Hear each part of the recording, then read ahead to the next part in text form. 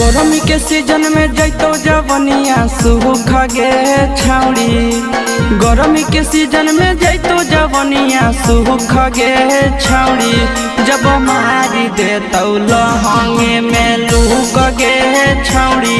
जब मारी देतौ लहंगे में लूक गे छौड़ी। आगे बढ़े लगतौ दिने दिने दुख गे छौड़ी। आगे बढ़े लगतौ दिने दिने दुख गे छौड़ी। जब मारी देतौ लहंगे में लूक गे छौड़ी। जब मारी देतौ लहंगे में लूक गे छौड़ी।